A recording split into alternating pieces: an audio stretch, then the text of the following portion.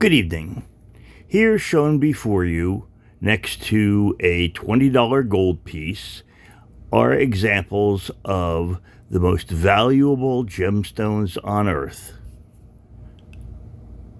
A ruby, an emerald, and a sapphire. These three gems are seen as being the most valuable gemstones available on the planet. What you're going to see today are examples of these gemstones that have been literally grown from the raw materials from which they are made, rather than natural gemstones that have been dug out of the earth. The three gemstones you see here were in fact grown and were not taken from the earth originally.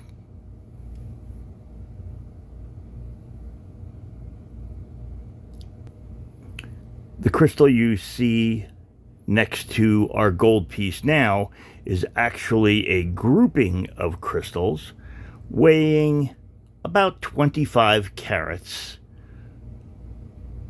or roughly 5 grams. Beautiful red color.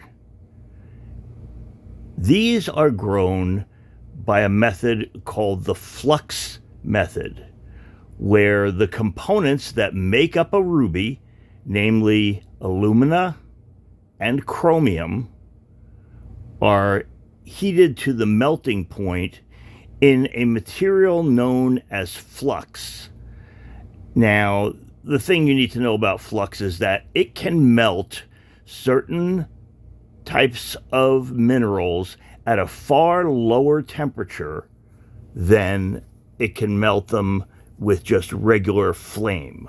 So what you get is the ability to melt the constituents of a ruby at a far lower temperature and therefore allow them to crystallize at a lower temperature.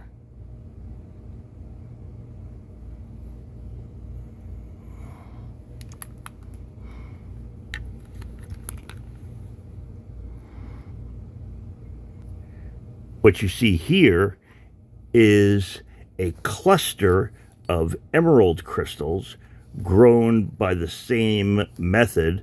Now, early on, when this method of growing gemstones was first being developed, it was not at all unusual for very small crystals to be produced as opposed to larger crystals.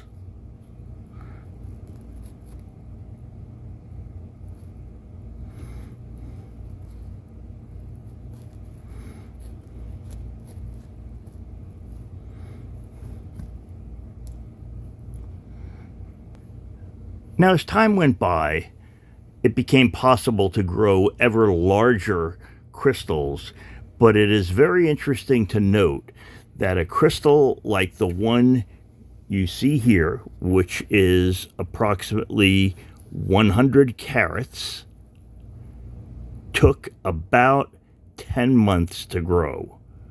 So it was no quick process to grow synthetic ruby crystals.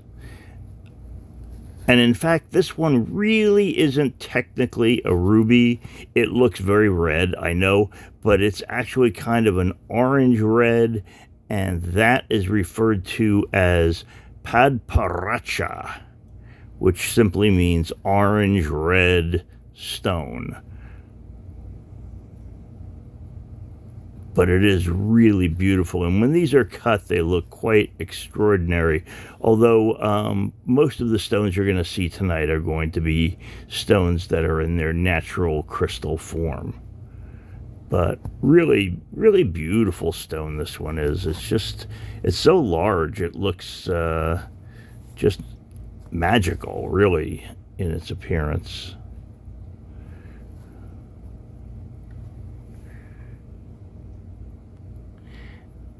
Now, these are pink sapphires that you're looking at. They're not rubies, they're not Padparadscha, They are pink sapphires, and they're really, really beautiful looking stones. This grouping right here weighs a total of just under 50 carats. So it's like 59.7 carats altogether. And they're really beautiful. What I really like about these is the quality of the crystal facets. You can see here that they're really bright and shiny and just really beautiful. This is one of the things I love about the stones that were produced by the Chatham Company. They just produced really, really beautiful gemstones with bright, shiny facets. And that's what makes them so attractive. These are, gemstones that I would never consider cutting because I just love the way they look uncut like this, just in their state, right out of the high pressure chamber, which is called it's not called an autoclave. It's called a crucible. Yeah, I almost got mixed up there. Crucible is the chamber that holds all of the material together at high temperature, allowing these crystals to grow very, very slowly. And as I said, it takes about 10 months for those crystals to grow, and the walls of the crucible have to be made out of platinum. Platinum is the only material that can withstand the intense heat necessary to bring all of the chemicals together in this particular way, allowing them to form really high quality crystals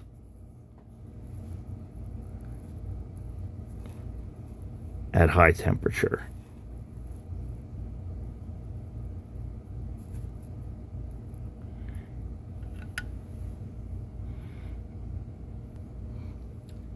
Now, these crystals are really, really remarkable. These are long hexagonal prisms. You just never see these out in the wild. They don't occur like this in nature, but in John Chatham's lab, and it was John Chatham, by the way, who developed these processes.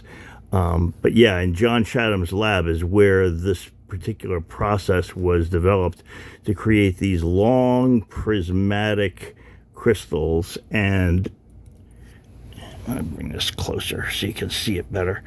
But these long crystals are the basis of what these jewelry pieces were made of. And each one of these crystals is between 20 and 40 carats each. I don't have the exact weight. Unfortunately, they're already mounted in sterling silver, so I can't tell you how heavy these crystals were just when they came out of the growth chamber the first time before they were set. But as you can see, they're really, really pretty because of that long, thin, hexagonal morphology. It's just really beautiful, and yeah, I really, really love these.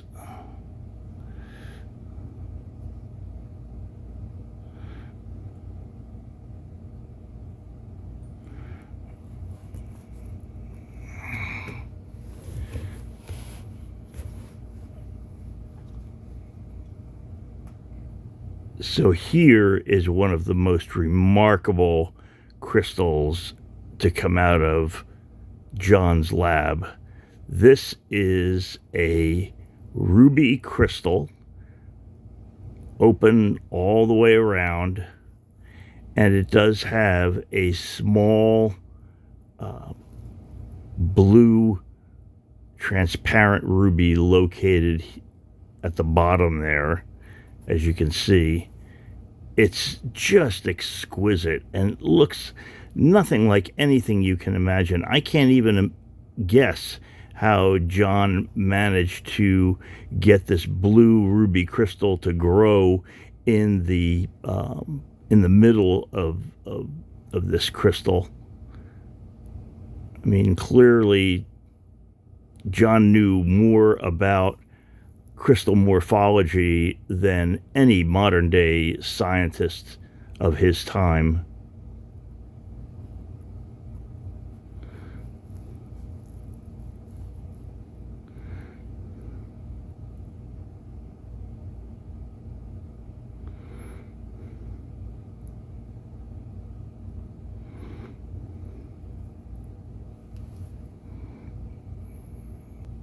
And here I have for you a big 75 carat ruby crystal. Just absolutely gorgeous. And definitely one of those pieces that it leaves you just, it's breathtaking. Absolutely breathtaking. This red, this is what ruby red really means. This is not, a fake red. This is the red that when they talk about blood red or pigeon blood red or any other of the sanguine reds. I'm just overtaken by this, but this is what they're talking about when they're talking about blood red, and it just absolutely, I find it spellbinding to look at this.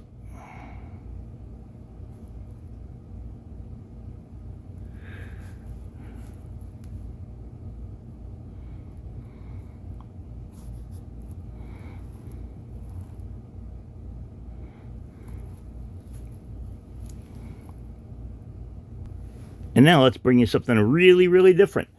These are tiny blue sapphire crystals that have grown around a wire made of pure platinum. And it's really just exquisite. You can't really do anything with it in terms of bending it or anything like that. A lot of people have asked me, well, could you bend it into a ring? And no, you could not do that with this. But what you do have is just a really amazing crystal grouping here that just blows my mind. And I hope it does yours. I hope you find these as completely amazing as I do, because I truly have never seen anything like these. By the way, the blue in sapphires comes from iron and titanium oxide in very small amounts that are dissolved in the sapphire atom. And sapphires would be colorless without these coloring agents.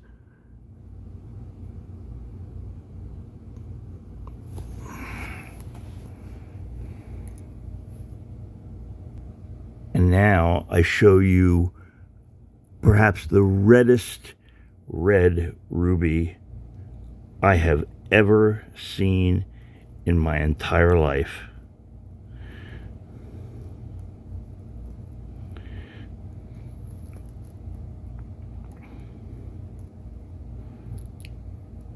This is truly blood red, an exquisite stone. And keep in mind, this is not cut. This is the crystal as it was grown, as it came out of the chamber.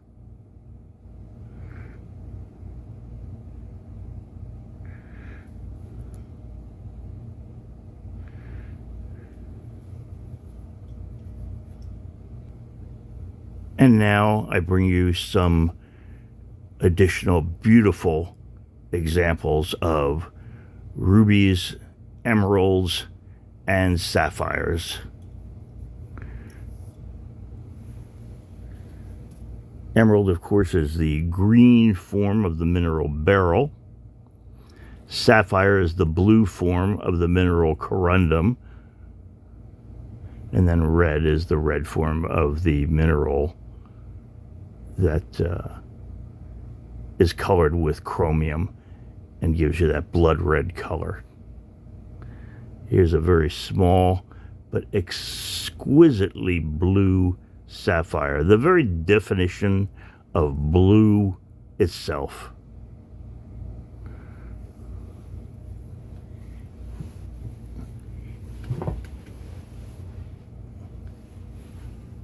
If you look over here, you can see this ruby has a depression inside, and inside in that middle area is growing a Padparadscha sapphire. So you have ruby growing around outside of it, and then an orange Padparadscha sapphire growing in the very center. Just absolutely exquisite. And again, these are all grown by Mr. John Chatham of Chatham Created Gemstones, formerly based in San Francisco, California.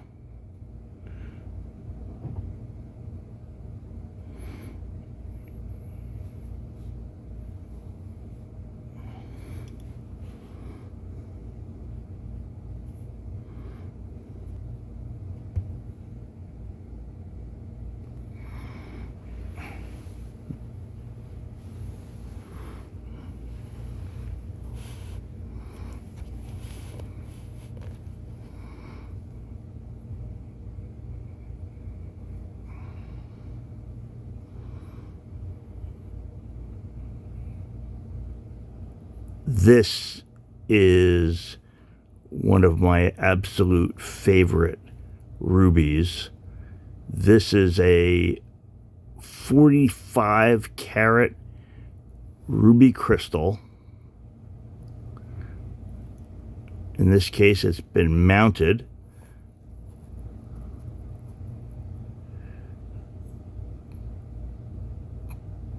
But it's also really beautiful. I wear this and people are spellbound by the quality.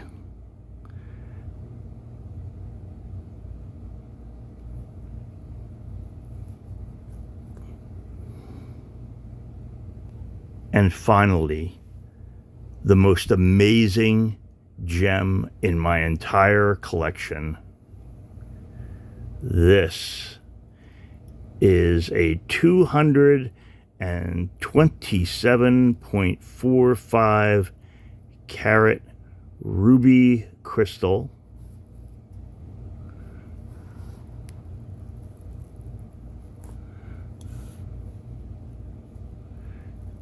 It's just amazing. An absolutely amazing crystal.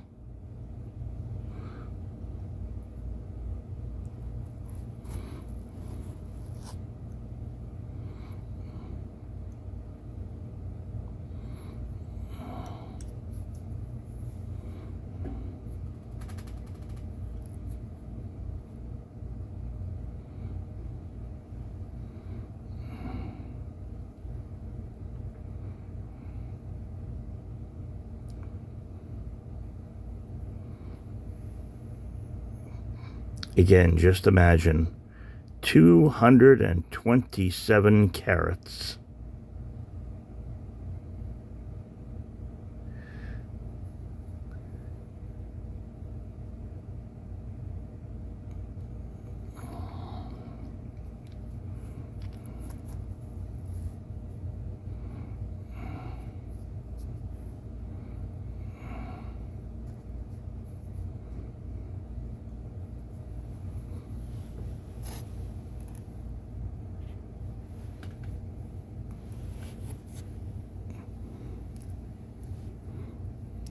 Look at that.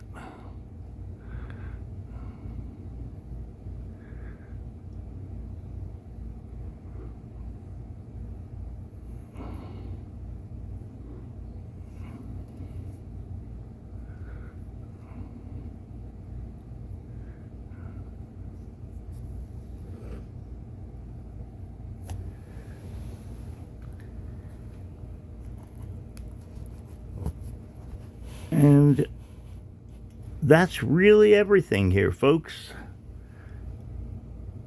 Here's oh,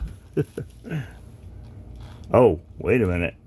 There is one more. Yeah, I'm sorry. I did forget one more incredible stone. How did you forget that? I don't know. This is a giant emerald crystal, 34 carats big, and with just amazing emerald morphology.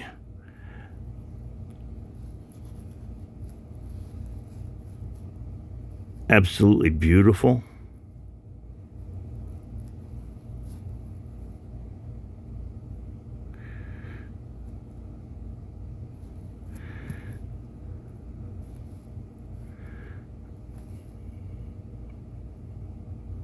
Yeah.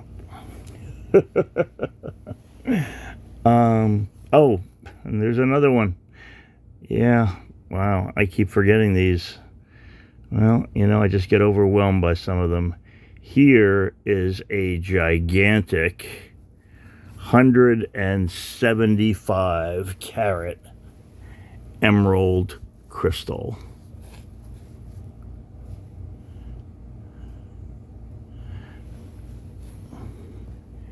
Again, these are grown in a laboratory, but the quality is just breathtaking. And chemically, they are identical to any of the other gemstones you would see out there that came out of the ground.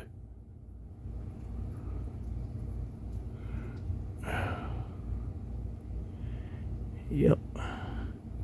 Just beautiful.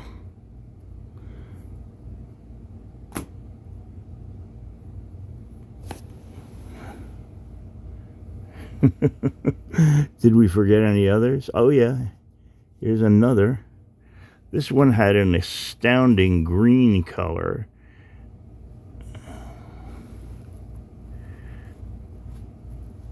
Another beautiful lab-grown emerald crystal.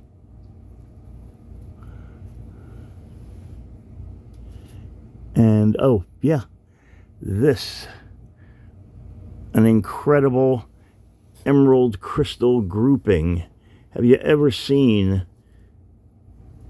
such an amazing green color as you see in this one?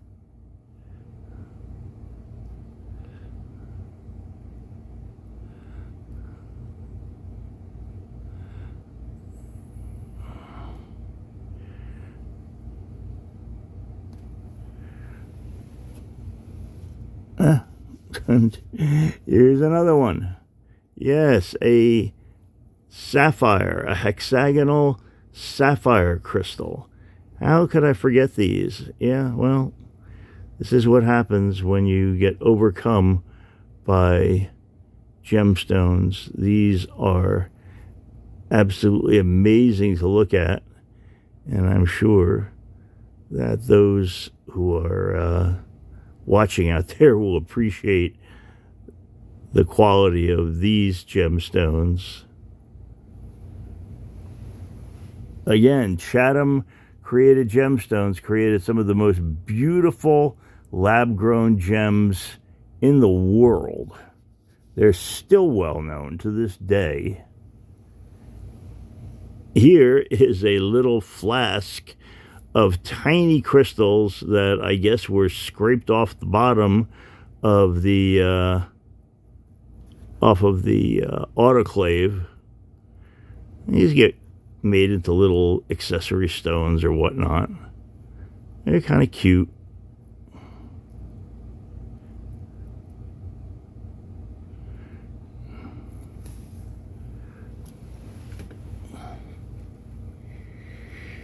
And oh, here's another pretty one.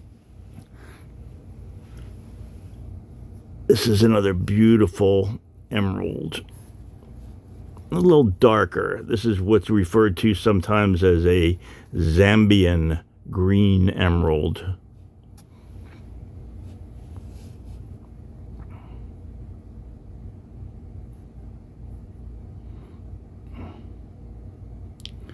Yeah. And here, how about this? How about we take the entire case that I had these in and let you see the whole thing. Look at that. Now you tell me that that is not breathtaking. That is thousands and thousands of dollars worth of lab-grown emerald, ruby, and sapphire. It's very expensive to grow these gems because it takes a long time and high energy temperatures to produce these crystals. So when you start up the furnaces, you're going to be paying a lot of money to get things going. But it does produce some beautiful, beautiful gemstones, does it not? Yeah. Okay. I hope that you found these gemstones as beautiful as I do. I hope you found them exciting and just as amazing as anything you've ever seen, because they're certainly amazing to me. Thank you very much, and have a great night.